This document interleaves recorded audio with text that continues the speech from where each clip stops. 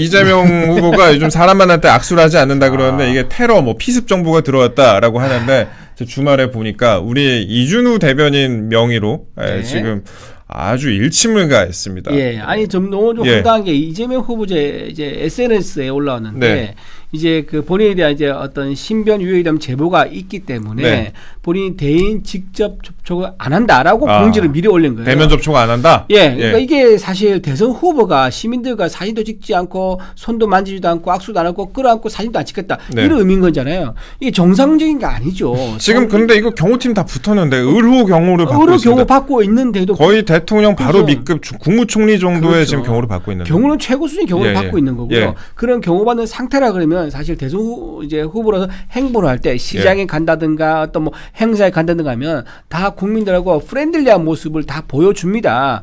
그런데 뭐라고 하냐면 나중에 이게 문제가 된 거예요. 이게 파괴 환송심을 피하려는 꼼수가 아니겠느냐라는 얘기가 나온 거예요. 자, 뭐냐? 파괴 환송심 하면요 항소 이유서 필요 없습니다. 그리고 추가적인 항소 이유서 제출할 이유도 없어요. 근데 딱 하나 파기 환송시 재판부가 보내야 되는데 그걸 받아야 되는 게 딱 하나였어요. 그게 이제 재판 기일 통지서예요. 재판 기일 통지서를 안 받으려는 그런 이제 포석가 아니겠느냐, 꼼수다. 재판 지연 꼼수를 또 부리는 거 아니겠느냐라는 얘기가 나온 거예요. 그러자 어떻게 또 입장을 바꾼지 아세요?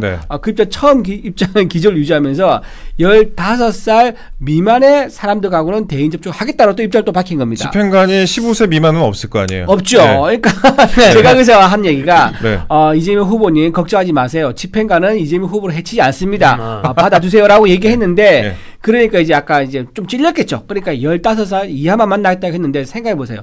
15살을 어떻게 합니까? 딱 보면 15살 알아요? 무슨 관심법이 있습니까? 15살, 16살 그 기준을 어떻게 나눌 거예요? 그러니까 말이 안 되는 거예요. 그러니까 비판이 나오니까 본인이 어떻게 면피하려고 이제 15살 기준을 마련했는데 이런 식으로 재판 지연을 또다시 노리는 법비의 수괴 같은 그런 모습을 보이는 거는 정말 바람직하지 않다. 재판 지연 모습은 결국은 사법 리스크의 현실화를 오히려 국민들한테 더 증명해 보이는 그런 역효과만 나올 뿐이다 말씀드립니다. 저는 뭐 이 악수 안 한다는 거 조만간에 좀 다시 처리할 거라고 보여집니다. 그 정치인이 뭐 테러 위험 때문에 악수를 안 한다고 하면 뭐 100번 양보해서 이해를 한다 치면 전략적으로 약간 트럼프도 그랬죠. 총알이 흩어지나가고 난 다음에 지지율이 상승했고요. 예전에 박근혜 전 대통령께서 당대표 시절에 대전에서 이제 기습당했을 때도 그런 다음에 지지율이 급격하게 상승을 했습니다. 싹쓸이에서 선거를 이겼는데 아마 민주당 내부에서 지금 지지율이 떨어지고 있는데 정치인이 사람을 안 만난다? 악수를 안 한다? 이건 말이 안 되는 얘기거든요. 그렇기 때문에 뭔가 위협을 당할지언정 다시 한번 전략을 선회해야 되는 거 아니냐. 좀 섣부른 결정이었어요. 굉장히 섣부른 결정이었기 때문에 여기에 대해서는 다시 번복할 가능성이 농후하다라고 저는 생각이 됩니다. 그렇죠. 변호사님께 또 하나 여쭤보고 싶은 부분이 이 집행관이 예를 들어서 종이를 들고 갔어요. 통지서를 들고 갔는데 만약에 바로 앞에 눈에 보이는데 못 만나게 한다. 이런 경우 어떻게 됩니까? 공무집행방해죠. 공무집행방해. 이거 좀 전해주세요 하고 경호팀한테 얘기하면 되나요? 아니죠. 그거 안 되고 직접 전달을 해야 되는데 일단 송달이라는 거는 이재명 집, 이재명 의원 사무실, 이재명 지역구 사무실, 또 민주당 당대표니까 당대표 사무실 이 네 가지로 이제 다 보낼 수 있거든요. 제가 집행관이면 오늘 부처님 모신 날 가죠. 가죠. 가가지고 전달을 하는데 그게 법원 문서고 직접 받아야 되는데 거기에 대해서 만약에 경호원들이나 혹은 다른 분들이 일반인들이 몸에 손을 대면서 막는다? 몸에 손을 대는 게 폭행입니다. 폭행이기 때문에 신체의 완전성의 침해이기 때문에 그러면 공무집행법상 폭행을 수단으로 해서 공무의 집행을 방해했기 때문에 그분들이 공무집행 방해가 될 수가 있고 이 이재명은 공무집행 방해의 교사가 될 수도 있어요. 그렇기 때문에 교사범이죠. 교사 옆에 있다가 뭐 이렇게 부추겼으면 방조범인 거고. 근데 뭐 위증한 사람만 처벌받지 위증교사는 처벌 안 받잖아요. 그렇죠. 그런데 그것도 이제 그 항소심 선고가 원래 당초 6월 3일이었는데 6월 3일 대선이 잡혀 있으니까 뭐 바뀔 것이지만 그것도 항소심에서 바뀔 거라고 저는 생각이 됩니다. 지금 그러니까 정말 일부 저희가 보기에는 법을 완전 역행하는 판사님들이 있었는데 지금 대법원에서 제대로 바뀐 것처럼 위증교사 항소심도 제대로 다시 선고가 나올 거라 보여지고요. 어쨌든 송달은 받아야죠. 지금 대법원 얘기하셨으니까 지금 민주당의 대법원장 탄핵 소추까지 팔에 걷어붙이고 나서는 모습이었습니다. 어제 저녁까지는. 근데 일단 탄핵 추진 의결은 보류한다라고 했습니다. 그럼요. 이게 이걸 하게 되면 자기도 아는 거예요. 역풍이 분다는 거를. 국민들이 가지고 있는 가장 큰 불만이 뭐냐면은 이재명 법 따로 국민법 따로 이게 말이 되느냐 이거거든요. 그러니까 법치주의와 우리 사회 공동체 질서, 헌정 질서의 기준이 뭐냐? 법이 있으면 그 법은 차별하지 않고 구분하지 않고 모두에게 동등하게 적용된다는 대전제인데 네. 이게 지금 여러 가지 행보를 보면 이재명 후보는 불출석했었지요. 사건기로 송달 안 받았지요. 재판 기피 신청하지요. 변호사 선임 안 하면서 지연하지요.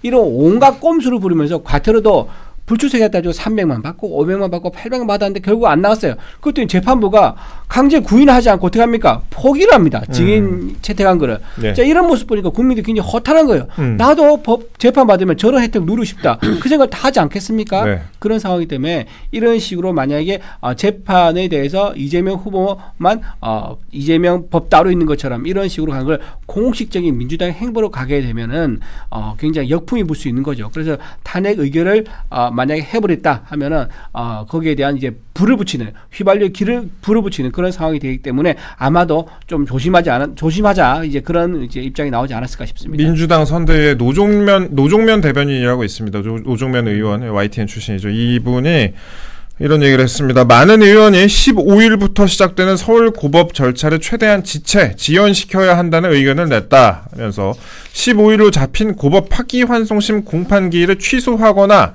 연기하라고 요구할 것이다 라고 얘기를 했습니다. 그러니까 이거 그냥 대놓고 얘기를 했나요? 15일에 열리는 그 서울 고법 그러니까 파기환송심이죠. 네. 파기환송심 재판을 연기해라. 이거 안 하면 또 탄핵하겠죠. 뭐. 네, 그러니까 이게 지금 뭐 사법부의 정치 개입이라는 게 말이 안 되는 게 네. 그럼 입법부의 검사 탄핵 소추는 수사 개입입니까? 그런 게 아니잖아요 지금. 그러니까 상호간에 각자의 일을 하는 게 서로 개입한다고 보면 안 되는 것이고요. 지금 노종면 이 국회의원이 말하는 기일을 연기해라 이 자체는 재판 개입이죠. 네. 실제로 민주당의 모 의원이 그 판사를 직접 의원실로 불러가지고 자기 지역구에 있는 강제추행 사건에 대해서 뭐 벌금형으로 내려달라 이런 의혹도 있잖아요. 그러니까 이게 본인들은 재판 개입을 하면서 그 사법부는 정치 개입이 아니라 그 정치라는 거는 상당히 추상적인 의미이고 삼권 분립에 의하면 사법부, 입법부, 행정부입니다. 뭐 사법부의 입법 개입 이러면 이제 문제가 되는 것인데 사법부의 정치 개입, 행정부의 정치 개입, 그 입법부도 지금 정치 개입하는 거 아닙니까? 입법부의 정치 개입 이런 거 자체로는 너무나 추상적인 관념이기 때문에 문제가 안 된다고 보여지고요. 재판 기일을 연기하라고 국회의원이 하는 것은 그거는 입법부의 사법 개입이죠. 이렇게 볼 수 있기 때문에 다 말이 안 되는 얘기입니다. 네. 그 부승찬 의원이라고 있습니다. 민주당에. 네. 이분이 이제 노정명 이제 대변인보다 더 심한 말을 했어요. 이게 뭐냐? 5월 15일 날 지금 이제 파기환송심이 열린다고 그러지 않습니까? 그거를 공판을 막아야 한다. 라고 얘기합니다. 이게 무슨 말이냐면 그냥 그러니까 노정명 의원은 그날 찾아가서 15일에 열지 마세요라고 얘기를 하자라고 얘기했는데 네. 부승찬 의원은 그날 찾아가서 공판 열린 걸 막아야 된다고 얘기해요. 재판정을 재판정을 물리로 점거하자 이 얘기인 거예요. 네. 이거는 이제 그 내란이 될 수 내란 예비 음모가 될 수 있는 거예요. 그렇죠, 그렇죠. 왜냐하면 헌정질서 유지가 내란 혐의의 가장 중요한 기준이 되는 건데 헌정질서를 파괴하는 게 가장 첫 번째 아주 간단한 게 뭐냐면 사법부를 점거해서 사법부 기능을 무력화시키는 거거든요. 근데 이렇게 부승찬 의원이 15일날 공판 열린 거 막자라고 할 정도면은 이거는 물리력을 동원해서 서울 고법을 점거하자 이 얘기인 거죠. 지금 제가 보니까 또 이 최기상 의원이라고 있습니다. 판사 출신, 그러니까 법관 대표회의 의장했던 사람인데 이 사람 같은 경우에는 지금 이게 위법한 재판으로 판사가 탄핵되는 상황을 만들어서는 안 된다. 이거 경고거든요. 그러니까 서울 고법 판사에 대해서 너 탄핵할 수도 있다. 그렇게 해석되는 부분인데. 야, 이거는 이런 식의 서울 고법판사에 대해서 탄핵 소추안 올리잖아요. 네. 탄핵 소추안 올리면 그게 헌법재판소에서 탄핵 되겠습니까? 안 되겠죠. 근데 탄핵 소추안을 올리면 거죠, 뭐. 직무정지는 되는데 올라가자마자 바로 옆 재판부에 다시 배당됩니다. 자, 판사에 대해서 탄핵을 하면 그 판사가 이재명만 재판을 합니까? 한 300건을 하고 있어요. 나머지 300명 보여주는 거 아니에요, 근데? 그 나머지 300명의 그 일반 국민들이 피고인들이 피해를 봅니다. 여기서 가장 큰 피해는 뭐냐면 그 300명의 피고인들 중에 강력사건, 뭐 강간, 마약 이런 사람들로 1심에서 선고받고 구속돼 있는 사람이 구속기한 6개월 안에 재판을 해야 되는데 판사를 탄핵해가지고 재판이 연기된다? 그분들 다 풀려나요. 그분들이 그 강력 재판을 받고 있는 사람들이 다 풀려날 수도 있는 이런 상황이기 때문에 아니 책 이상 이분은 본인이 판사까지 했는데 이런 말을 하는 거는 좀 말도 안 되는 보여주고요. 그리고 재판이라는 게 재판을 늦게 하면 이게 문제가 되는 거지 재판을 빨리 하는 거는 법률 행정 서비스가 상승된 거죠. 그래서 오히려 박수를 쳐야 되는 일이고요. 항소심 5월 15일 날 열잖아요. 이거 이제 결론은 정해져 있습니다. 예. 그 형사소송법에 그 파기환송에 이제 구속력이 있어요. 기속력이 있기 때문에 결론을 정해져 있고 재판 한 번 열고 재판 열었어요. 네, 또 의견 있어요? 의견 있으면 추가로 서면 내세요. 선고일 잡겠습니다. 선고일 5월 30일 날 잡을 수도 있고 언제든지 빨리 잡을 수가 있습니다. 이게 그러니까 재판기 열리고 선고일 일정이 확정되면 그 사이에 네. 고법 판사를 탄핵하는 식으로 갈 수도 있다라는 시나리오도 나옵니다. 그 사이를 이용해서. 네. 이렇게 되면 선고를 못하게 하려고. 아예 그러니까 다른 재판부로 이동도 못하게 그런 식으로 했고 그때 그냥 빡 들어갈 수가 있다. 그러면 며칠 정도 더 시간은 흘러갈 수가 있겠죠. 근데 그래봤자 하루 이틀일 거예요. 왜냐면 재판 배당하는 거는 고법 당사자가 배당을 하는 게 아니라 그 위에 법원 행정처 말고 고등법원에 있는 그 고등법원장이 배당을 하기 때문에 또 탄핵하겠죠 그러면. 그렇게 되면 서울 또 탄핵하고 서울 고법도 가만히 있지 않을 것 같아요. 그러니까 아니 가만히 있을 것 같은데. 기습 선고를 할 수 있는 거죠 그러면. 아니 그 지난번에 왜냐면 탄핵이 예상되면서 선고를 고의적으로 막겠다는 의도가 명백하지 않습니까? 그러면 자구력도 행사 수밖에 없는 거죠 서울 고법에서는. 그리고 아침에 이제 선고를 예고하고 점심 때 선고를 하는 이런 상황도 가능한 거죠. 이거는 정말로 그 검사 탄핵이나 혹은 예를 들어서 대법관 탄핵하고는 차원이 다른 게 검사 탄핵을 하면 검사가 그 수사만 손 떼고 다른 사람들이 수사하면 되잖아요. 이 재판은 그 사람을 탄핵을 하면 그 재판 중인 다른 모든 사건, 300건인지 500건인지 그 모든 사건에 영향을 미쳐지기 때문에 요건 이재명만 차라리 탄핵 소추안을 이재명의 직무 범위 안에서 탄핵한다 이렇게 올릴 수가 없잖아요. 근데 이게 우리가 그동안에 상상하는 것과는 다른 것들이 지금 계속 나오고 있어가지고 그러니까 이게 민주당이 이렇게까지 가능하구나. 못됐다 생각 드는 게 이재명 한 명 살리려고 우리나라 전체 시스템을 지금 다 망치고 다 헝클어뜨린 거 아니에요. 그렇죠. 그러니까 처음부터 이재명 후보 사법리스크 후보를 대선 주자로 안 만들면 이런 문제가 없습니다. 아니 근데 대변인님이 이렇게 말씀하시는 거는 뭐 이해가 되는데 지금 국힘 의원들은 뭐예요?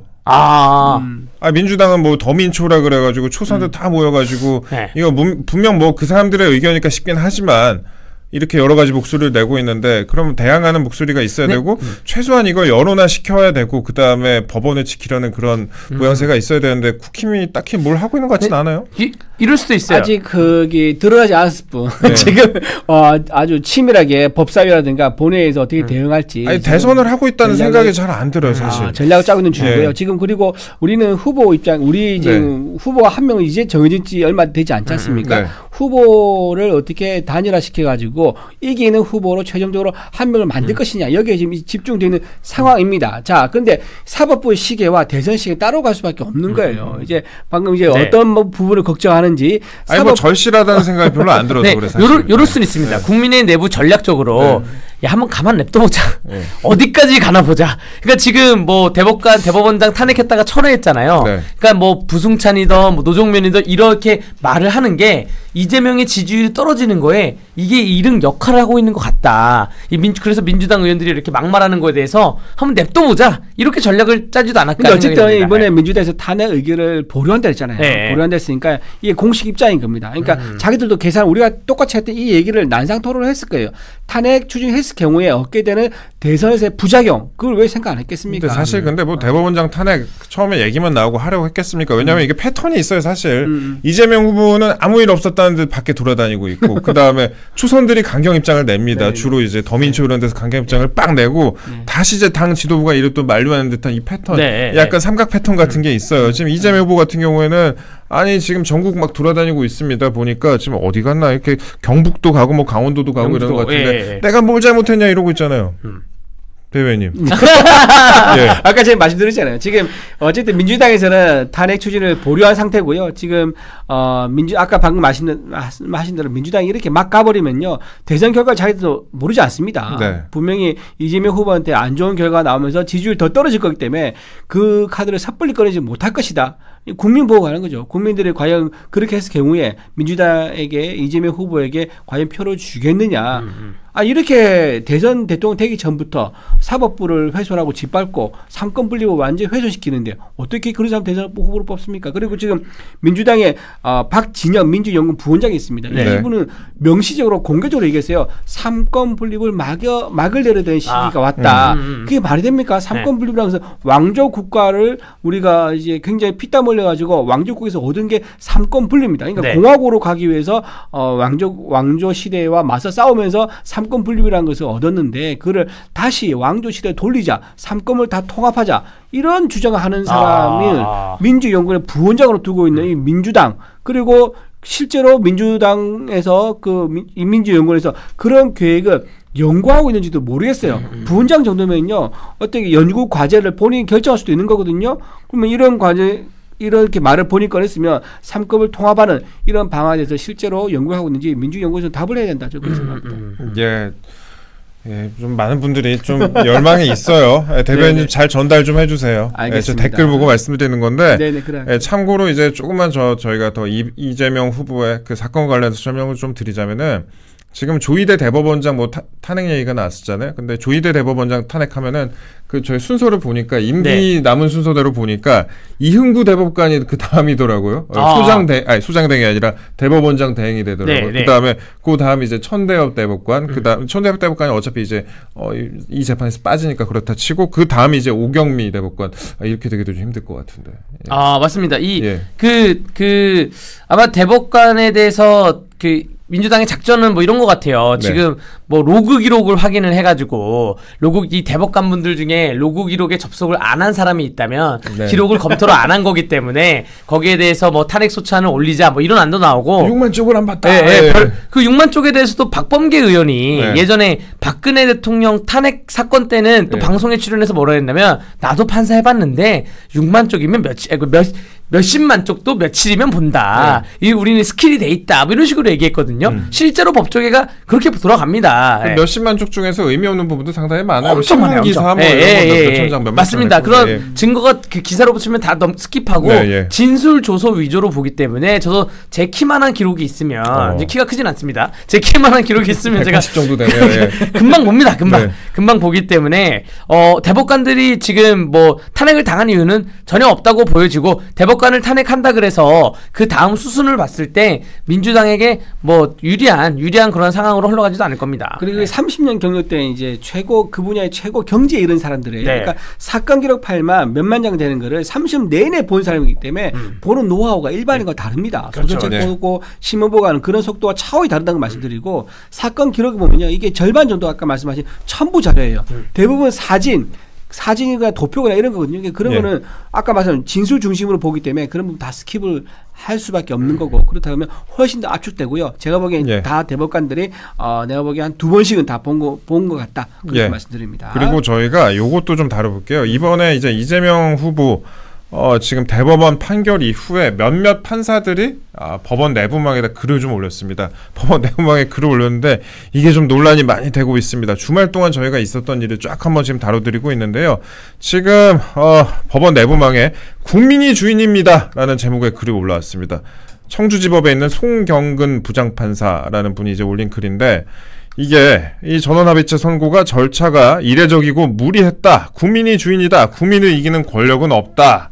이거 이재명 후보가 자주 하는 말이잖아요. 그렇죠. 국민이 주인입니다. 이런 얘기를 해갖고 지금 논란이 되고 있는데 이걸 두고 과거에는 또 이런 얘기를 합니다. 과거에는 DJ 정치자금 수사와 같이 선거 처리되면 진행 중이던 수사나 재판도 오해를 피하기 위해 중단했다라고 얘기를 했는데 사실 이게 수사를 그때 수사 아예 안 들어갔어요. 수사를 아예 안 들어간 거예요. 수사를 안 들어간 거지 재판하고는 아무 상관이 없는 건데. 수사가 안 들어가도 재판을 합니까? 이거 잘못된 거죠. 그리고 우리가 가진 재판권은 권력자가 준 것도 변호사가 준 것도 아니다. 국민으로부터 위임받은 것이다. 라고 얘기를 했는데 대법원이 대선을 불과 한 달 남짓 남겨둔 상황에서 무리수를 뒀다라고 얘기를 했는데 이게 재판이 이렇게 대선 직전에야 있게 된 거 이거는 사실 1심, 2심 잘못 아닙니까? 그렇죠. 그러니까 본인이 이제 1심에서 2년 끌었잖아요. 그렇죠. 그러니까 재판부가 이제 시간을 끈 거 이게 큰 잘못이 있는 거고 거기에 이제 이재명 후보가 본인이 불출석한다든가 또 변호사 선임을 늦게 한다든가 사건 기록 접수 안 받는다든가 이런 꼼수를 부리면서 재판 지연한 것도 큰 영향이 있는 거죠.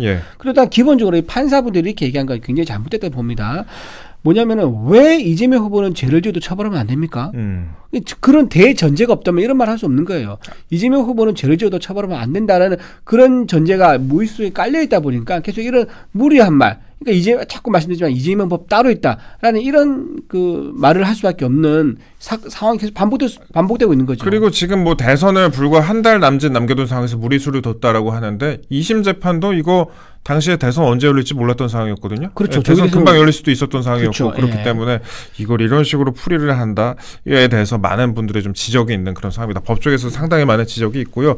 그러니까 뭐 국민 지지율이 높은 후보는 그러면은 뭐 수사를 하지 말아야 되고 재판하지 말아야 된다는 건지 이거는 예전에 이제 한덕수 후보가 지금 모 방송사에 출연해갖고 이제 했던 얘기 중에서 본인은 예전에 미국 연방 대법원장하고 이렇게 얘기를 했었는데 미국 대사로 있을 때 그때 얘기를 했는데 아니 주요 인물이 이렇게 재판을 받을 경우에 뭐 주요 정치인 재판을 받을 경우에 그 선고 일정 고려해야 되느냐라고 물었더니 그게 무슨 말이냐 이런 식으로 답변을 했다고 하더라고요. 그래서 그런 말씀 짧게 좀 설명을 드리고 좀 다른 판사도 또 이런 얘기를 하고 있습니다. 다른 판사도 비슷한 얘기를 하고 있는데 박병곤 남부지법 판사도 게시글 해서 누구에게 유리하든 불리하든 그 판결이 존중받으려면 적어도 기본적 절차가 지켜져야 한다라고 하면서 절차가 뭐 제대로 지켜지지 않았다고 얘기를 했는데 이 박병곤 판사 같은 경우에 제가 이름이 기억이 나왔고 좀 찾아봤는데 이 박병곤 판사는 예전에 정진석 비서실장이 그쵸? 노무현 전 대통령 부부 이 명예훼손했다고 징역 6개월을 실형을 선고했던 그쵸? 사람입니다. 이게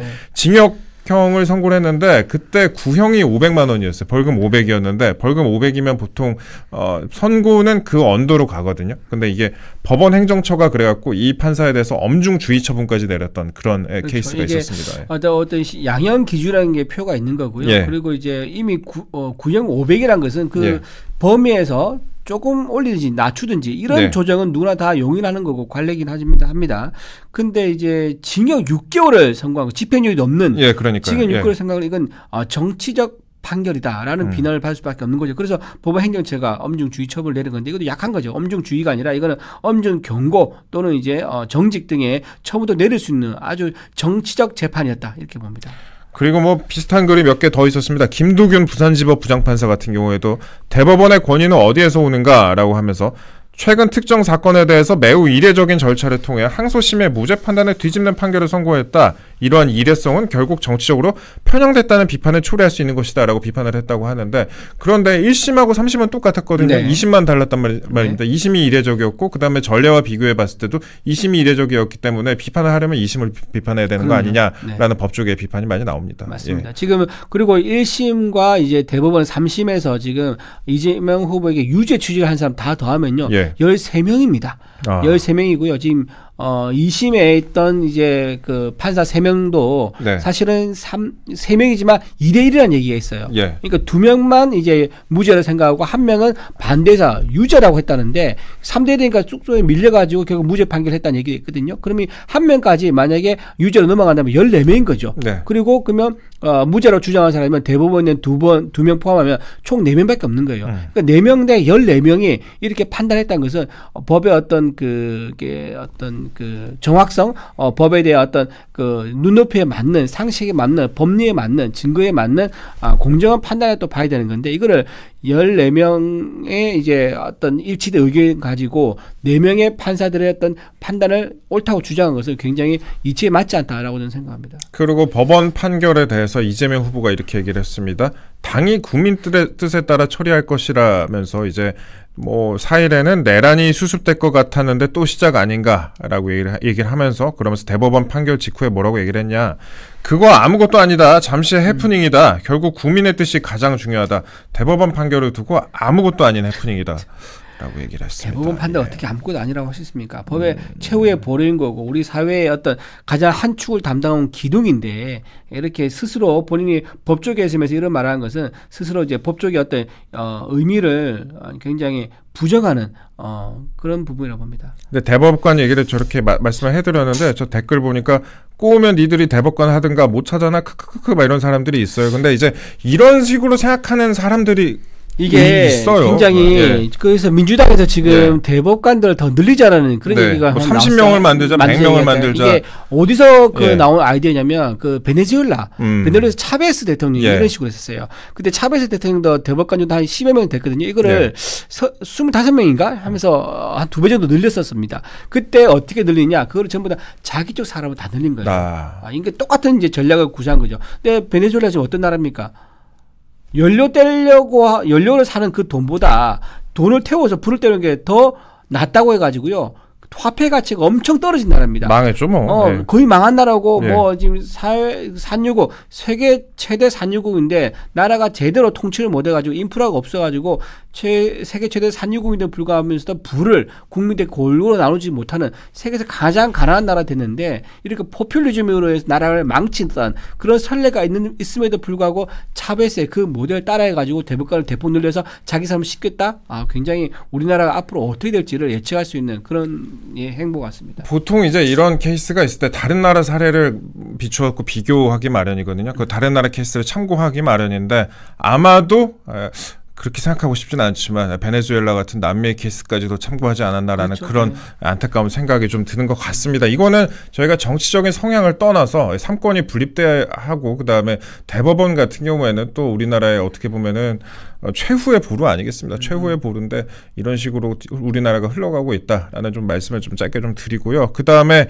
지금 저는 근데 이 말씀을 좀 드리고 싶었어요. 이재명 후보 같은 경우에 좀 청바지 입고 험지를 집중 공략하고 있다. 그러면서 내가 뭘 잘못했냐 이렇게 하고 있는데 기사 제목을 하나 보면요. 당이 사법전쟁을 벌일 때 이재명은 지역 돌며 공약 선물. 이거는 솔직히 저는 선거 전략으로 봤을 때는 상당히 좋은 전략이라고 생각을 합니다. 그렇죠. 뉴스로 덮고 있어요. 그렇죠. 그래서 지금 이재명 후보 같은 경우는 민주당에서 경선을 일찍 끝내야 하는 이유가 있었죠.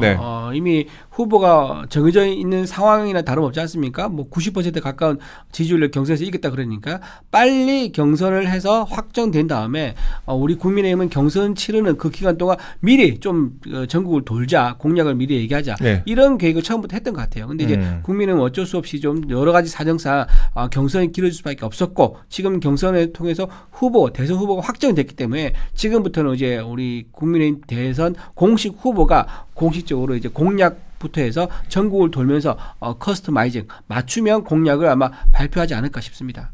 그리고 지금 뭐 코로나 시기 대출에 대한 채무 조정부터 탕감까지 대책을 단계적으로 추진하겠다라고 하면서 이재명 후보가 소상공인 자영업자 관련 정책도 지금 발표를 했습니다. 그래서 이 계엄으로 인한 소비 위축 피해 회복을 공동체가 분담하겠다. 뭐 제도 개선을 추진하겠다. 지역 화폐 확대하겠다. 이렇게 얘기를 밝히고 있는데 이 부분에서 뭐 채무 조정부터 탕감 이런 부분은 사실 일반적으로 정치에 큰 관심 없는 사람들은 보면 헉하거든요. 헉할 수 있죠. 이거는 정책 대 정책으로 여권에서도 대응을 해야 하지 않을까라고 생각을 해봅니다.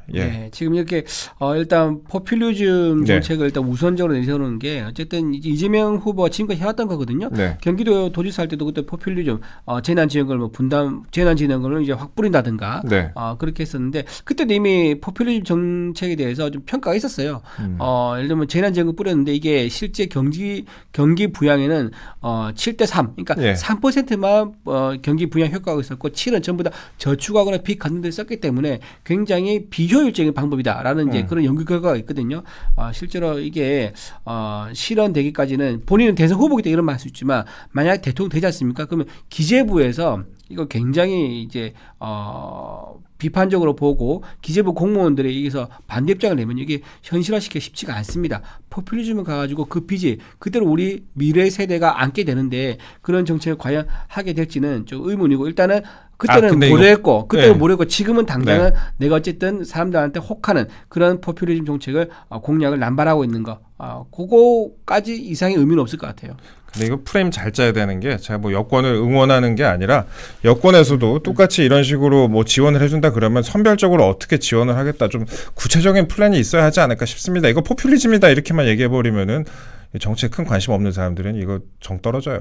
그렇죠. 그래서 제가 아까 말씀드렸다시피 지난주에 이제 토요일에 결정됐기 때문에 오늘이 월요일입니다. 그러니까 수요일, 목요일 되면은 이제 김문수 후보가 직접 대선 공약들을 하나하나 공개를 할 겁니다.